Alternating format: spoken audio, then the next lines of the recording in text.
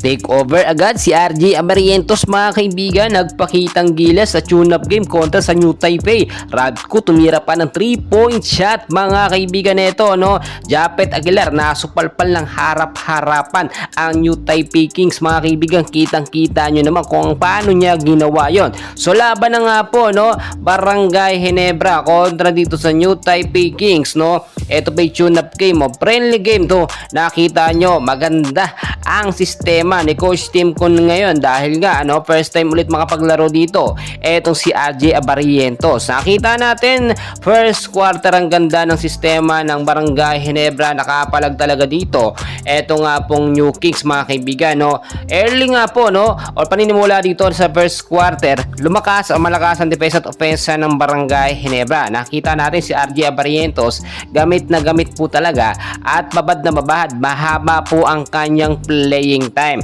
Pero hindi naman nagpapatalo eto nga pong New Taipei Kings mga kaibigan. Ang nangyari lamang, nakalabang na tayo ng 14 points early nga po ng first quarter, pero nahahabol mga kaibigan, no, bago matapos yung first quarter, which is muntik pa nga maitabla, pero panaro ang Barangay Ginebra sa score ng 29-24. Second quarter dito naging mainit talaga ang laban, no? Lumakas ang offense at depensa nito nga pong New Taipei mga kaibigan. Nahirapan ang Barangay Ginebra, nawala po ang kanilang chemistry at momentum sa loob, kaya naman, no, naibaba sa dalawa lamang kalamangan nga po nitong Barangay Ginebra dito sa second quarter, which is dapat may maintain nila sana, no, yung 5 points pataas na kalamangan, pero hindi po nangyayari. Third quarter, di kita yung score kung paano nangyari yon. Tignan nyo mabuti mga kaibigan, laging nagpapatime out si Coach Tim Con kapag ka nagkakaroon ng problema at maraming turnover ang Barangay Ginebra.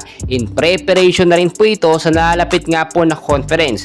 Well, nakita natin early pa lamang ng third quarter, mainit na at hindi nagpapatalo ang Barangay Ginebra. Never say die, no, sa kanilang panibagong sistema.